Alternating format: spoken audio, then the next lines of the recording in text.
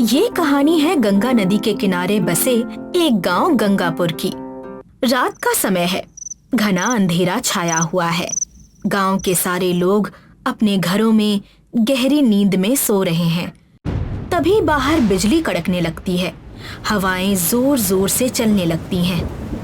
भाई, बाहर बहुत तेज बारिश हो रही है, सारे कपड़े अंदर कर लो। अरे, काफी दिनों बाद बारिश हुई है, तुम कपड़ों की बात कर रहे हो? मैं तो कहता हूँ कि चलो बारिश में नहाते हैं, मजे करते हैं। गांव के लोग भी बारिश में नहाने लगते हैं, एक दूसरे पर पानी की छींटे मारते हैं, मस्ती करने लगते हैं।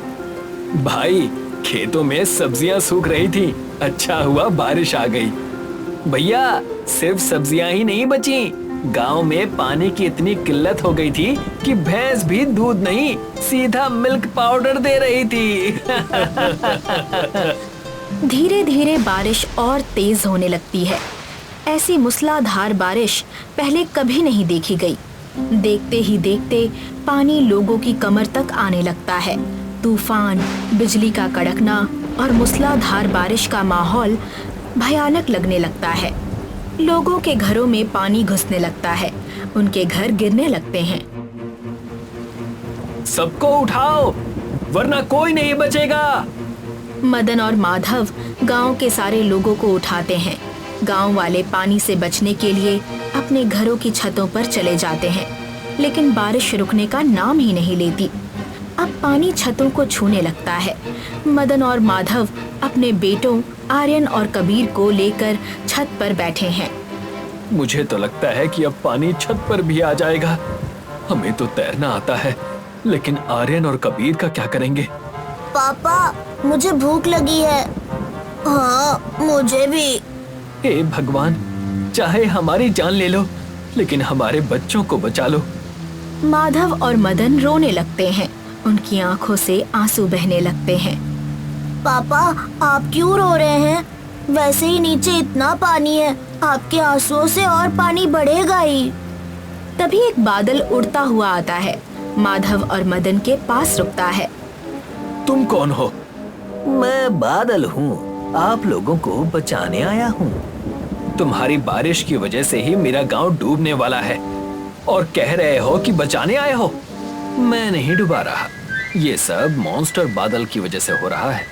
मैं उसे ज्यादा देर तक रोक नहीं सकता। आप लोग किसी सुरक्षित जगह पर चले जाइए। हम तो तैर कर चले जाएंगे, लेकिन मेरे बच्चों का क्या होगा? उन्हें मैं अपने साथ ले जाऊंगा, लेकिन मैं तुम पर भरोसा कैसे करूं कि तुम इन दोनों को बचा लोगे? मुझ पर भरोसा करने के अलावा आपके पास और कोई रास्ता भी तो नहीं है। अभी सिर्फ मैं ही हूँ जो इन दोनों को बचा सकता है। आर्यन, हम लोग बादल पर बैठकर चलते हैं। आर्यन और कबीर दोनों बादल पर बैठते हैं और आकाश में उड़ जाते हैं। मुझे तो डर लग रहा है, कहीं बादल बीच में फट ना जाए। अब तुम लोग निश्चिंत रहो, मुझे अपना दोस्त मानो और मुझ पर भरोसा करो। सच्ची? मुच्ची। कबीर और आर्यन बादल पर बैठकर आकाश में उड़ रहे हैं, ऊपर से गांव का नजारा देख रहे हैं। उन्हें पूरा गंगापुर गांव दिख रहा है। सारे लोग छतों पर हैं। कबीर और आर्यन को उनके पापा दिखते हैं। अभी 2 मिनट पहले ही गांव से आए, देखो मेरे पापा कितने छोटे हो गए। हाँ, गांव के सारे लोग हमसे भी छोटे दिख रहे हैं। तभी कबीर और आर्यन देखते हैं कि सामने एक हवाई जहाज आ रहा है। भाई, ये क्या है? ये हवाई जहाज है। ये इतना बड़ा कैसे हो गया? पहले तो गांव से देखते थे, बहुत छोटा लगता था। तुम इसे पास से देख रहे हो, इसीलिए बड़ा लग रहा है। गांव के लोग तुम्हें दूर से दिख रहे हैं, इसीलिए छोटे लग रहे हैं। बादल एक हरे भरे जंगल के ऊपर आता है। बड़े बड़े पेड़ और झरने दिख रहे हैं। देखो, यहाँ कितने सारे पेड़ हैं। लगता है जैसे हम किसी घने कालीन पर चल रहे हैं। इस घने जंगल में तो शेर भी होगा ना? अगर शेर होगा भी तो हमें क्या, हम तो बादल पर बैठे हैं। बादल, मुझे भूख लगी है, खाना मिल जाएगा? हाँ, चलो, मैं तुम्हें अपनी रसोई में ले चलता हूँ, स्वादिष्ट खाना खिलाऊंगा।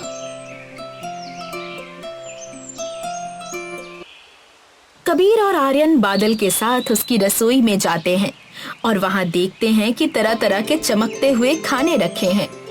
ये क्या है? ये इंद्रधनुष की मिठाई है। वो कौन सी मिठाई है? ये मूनलाइट मिल्क शेक है। कबीर और आर्यन जी भरकर मिठाई खाते हैं और मिल्क शेक पीते हैं। वाह, क्या मिठाई है, मजा आ गया। आज तक मम्मी पापा ने भी ऐसी मिठाई नहीं खिलाई। चलो अब मैं तुम्हें सूरज का गांव दिखाता हूँ। बादल दोनों बच्चों को लेकर सूरज के गांव चला जाता है। यहाँ आसमान नारंगी और गुलाबी रंगों से भरा है और छोटे छोटे सूरज के टुकड़े हवा में उड़ रहे हैं। आर्यन और कबीर उन्हें दौड़ दौड़ कर पकड़ रहे हैं। कितना प्यारा सूरज है ना। यहाँ का आसमान देखो, कितना सुंदर लग रहा है। आर्यन और कबीर खेलते खेलते हवाओं के शहर में पहुँच जाते हैं, जहाँ ढेर सारे चमकीले खिलौने हवा में उड़ रहे हैं। देखो, खिलौने ही खिलौने। ये कौन सी जगह है? ये हवाओं का शहर है कबीर। यहाँ कभी कभी हवा का बहुत तेज झोंका आता है। ध्यान रखना, कहीं उड़ मत जाना। तभी हवा का एक तेज झोंका आता है जो बादल और कबीर को उड़ा ले जाता है। बचाओ मुझे, बचाओ। मैंने पहले ही कहा था, संभल कर रहना। कबीर और आर्यन हवा के झोंके के साथ आगे आगे उड़ रहे हैं और पीछे पीछे बादल उन्हें बचाने के लिए तेजी से उड़ रहा है। आखिर में बादल दोनों को बचा लेता है। थैंक यू दोस्त, तुमने मुझे बचा लिया। इसमें थैंक यू की क्या बात, ये तो मेरा फर्ज था। जब तुम दोनों को मैं अपने साथ लाया था, तब मैंने तुम्हारे पापा से वादा किया था कि मैं तुम दोनों को कुछ नहीं होने दूंगा। बादल के साथ रहते रहते काफी दिन बीत गए हैं, इसलिए कबीर और आर्यन को अपने गांव और मम्मी पापा की कोई याद नहीं रही। हम दोनों के मम्मी पापा हैं? हाँ, तुम दोनों के मम्मी पापा हैं। फिर मेरे मम्मी पापा कहाँ रहते हैं? मेरा गांव कहाँ है? तुम्हारे मम्मी पापा गंगापुर गांव में रहते हैं। मुझे मेरे मम्मी पापा के पास ले चलो प्लीज। हाँ, मुझे भी मेरे मम्मी पापा के पास ले चलो। नहीं, वहाँ जाना खतरे से खाली नहीं है। कैसा खतरा? तुम नहीं समझोगे। मुझे मेरे मम्मी पापा के पास ले चलो, चाहे कितना भी खतरा क्यों ना हो। कबीर और आर्यन के बहुत जिद करने के बाद बादल दोनों को गंगापुर ले जाने के लिए निकल पड़ता है। कबीर और आर्यन अपने दोस्त बादल के साथ गंगापुर पहुंचते हैं। गांव में देखते हैं कि सारे घर टूटे हुए हैं और हर जगह पानी जमा है, जैसे अभी अभी बारिश हुई हो। कबीर और आर्यन अपने घर पहुंचते हैं, जहां उन्हें उनके पापा माधव और मदन मिलते हैं। अपने बेटों को देखकर माधव और मदन की आंखों में आंसू आ जाते हैं। अब तुम यहाँ क्यों आ गए? तुम्हारा यहाँ रहना खतरे से खाली नहीं है। क्यों? गांव की ये हालत क्यों है? बेटा, ये सब उस मॉन्स्टर बादल का किया धरा है। वो यहाँ इतनी बारिश करता है कि पूरा गांव जलमग्न हो जाता है। लोगों के घर में खाने को कुछ नहीं बचता, सब कुछ पानी में बह जाता है। ये मॉन्स्टर बादल कौन है? उसके बारे में जानकर क्या करोगे? उसे कोई नहीं रोक सकता। मैं उसे रोकूंगा। पहले आप मुझे उसके बारे में बताइए। उसके बारे में मैं बताता हूँ। राजनीपुर नाम का एक गांव था, जहां पर दो दोस्त विशाल और आयुष्मान रहते थे। आयुष्मान को खाना बहुत पसंद था, मगर उसके माता पिता गरीब थे। विशाल गांव के सबसे अमीर व्यक्ति का बेटा था। एक दिन आयुष्मान विशाल के पास आता है। अरे विशाल, क्या हुआ? आजकल तू बाहर ज्यादा घूमता क्यों नहीं? यार, बहुत काम रहता है, स्कूल जाना होता है और पापा मुझे अपने काम पर भी लेकर जाते हैं। अब मेरे पापा तेरे पापा जैसे थोड़ी हैं कि अपने बच्चों को स्कूल भी ना भेजें। हाँ, बात तो सही है, मगर मेरे पिता हर दिन मेरे लिए खाना बनाकर मुझे खिलाते हैं और मेरे पिता मुझे नए कपड़े देते हैं और जब भी उन्हें समय मिले मुझे घुमाने भी ले जाते हैं और कभी कभी तो बिठाकर मुझे जिंदगी के बारे में भी सिखाते हैं। अच्छा छोड़, जाने दे। कुछ खाएगा? क्योंकि मैं तुझे तेरे पिता के बनाए खाने से भी अच्छा खाना खिलाऊंगा। वैसे ये मुमकिन तो नहीं है, मगर तू मुझे वड़ा पाव खिलाने ले चल। जब मैं बड़ा हो जाऊंगा तो इस गांव का सबसे बड़ा ढाबा खोलूंगा, और सुन, तुझे मैं उसमें काम पर भी रखूंगा, तो अभी से अच्छे से काम करने की सोच ले। विशाल आयुष्मान को लेकर वड़ा पाव खाने जाता है। 20 साल बाद विशाल गांव में एक बड़ा ढाबा खोल देता है और आयुष्मान अपने पिता के साथ उनके खेत में काम करने लगता है। एक दिन विशाल आयुष्मान को अपने ढाबे पर बुलाता है। विशाल अपने ढाबे में किसी बड़े व्यक्ति से बात कर रहा था। तभी ढाबे के अंदर आयुष्मान आ जाता है। विशाल, बाहर जा। मगर बाहर जा, बाद में आना। आयुष्मान ढाबे से बाहर आ जाता है। थोड़ी देर बाद वो व्यक्ति ढाबे से चला जाता है और विशाल आयुष्मान को ढाबे में बुलाता है। आओ आओ आयुष्मान।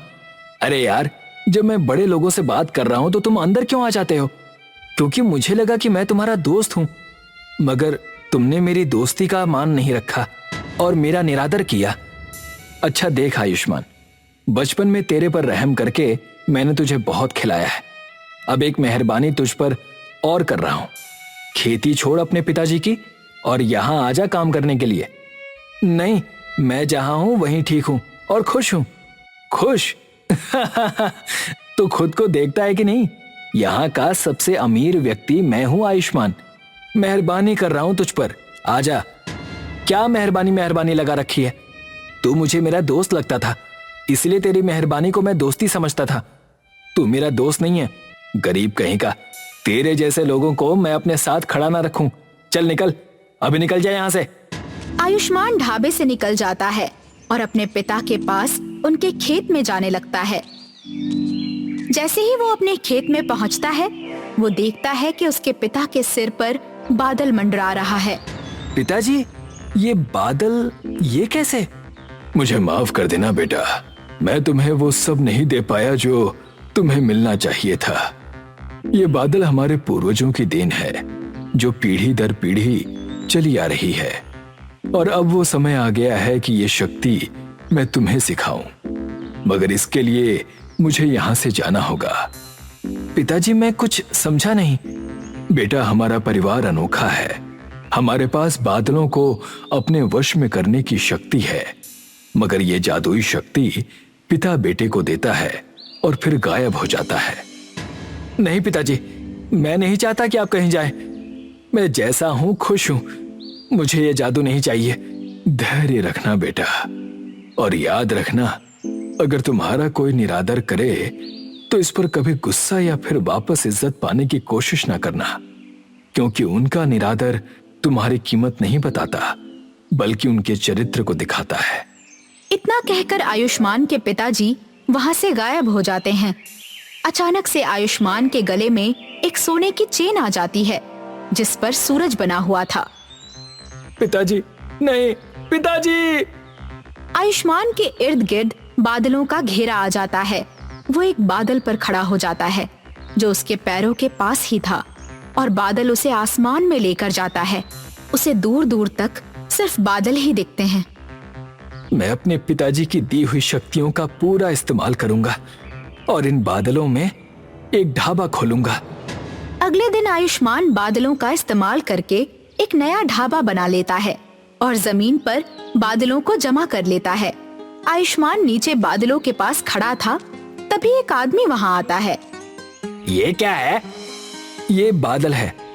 इस पर अगर आप चढ़ जाएं, तो मैं आपको बादलों के ढाबे पर ले जाऊंगा। बादलों का ढाबा? यानी बादलों के ऊपर ढाबा? जी बिल्कुल। आप बस मुझ पर विश्वास कीजिए और इस बादल पर चढ़ जाइए। फिर मैं आपको अपना ढाबा दिखाऊंगा, जहाँ एक महाराज है जो स्वादिष्ट खाना बनाकर आपको खिलाएगा।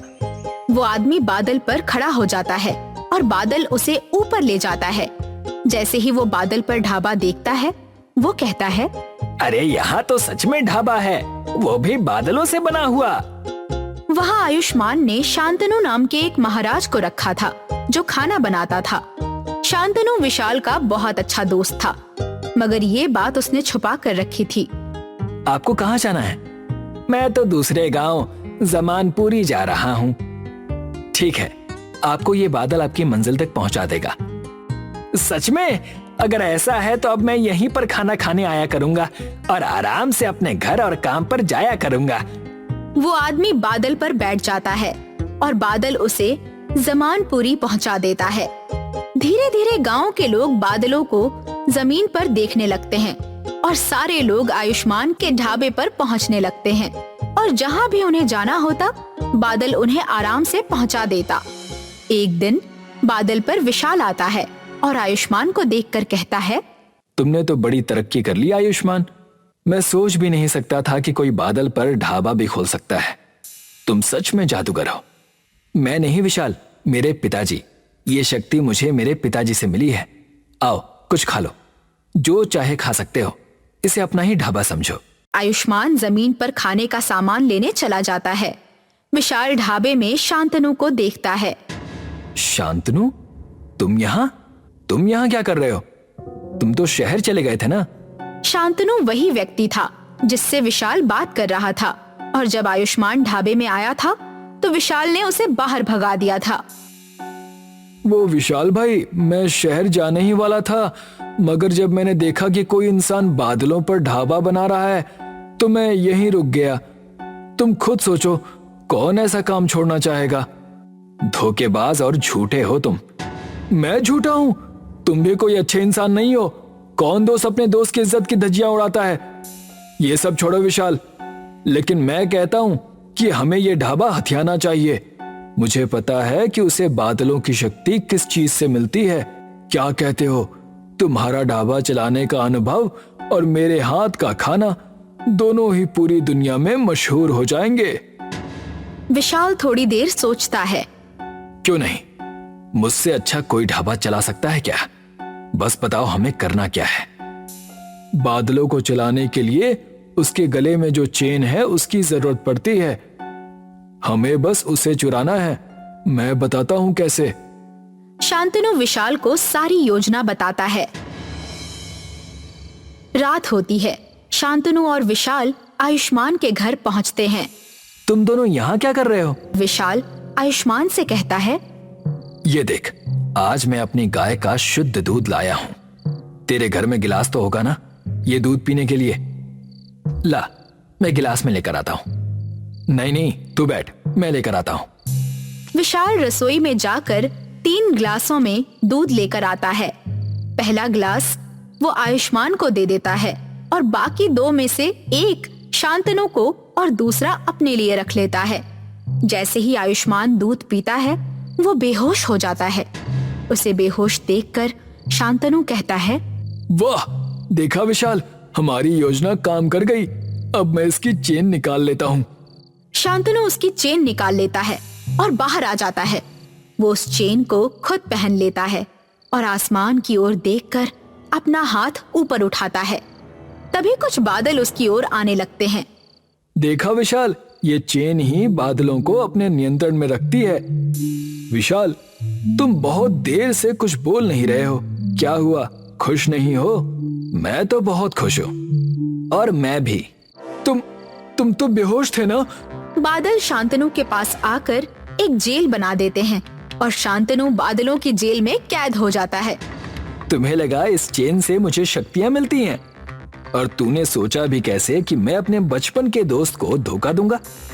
जब तूने मुझे योजना बताई थी तभी बादलों के जरिए मैंने सबसे पहले आयुष्मान को ही ये बात आकर बता दी थी। अब हमेशा बादलों पर ही रहना मेरे भाई। नहीं नहीं नहीं।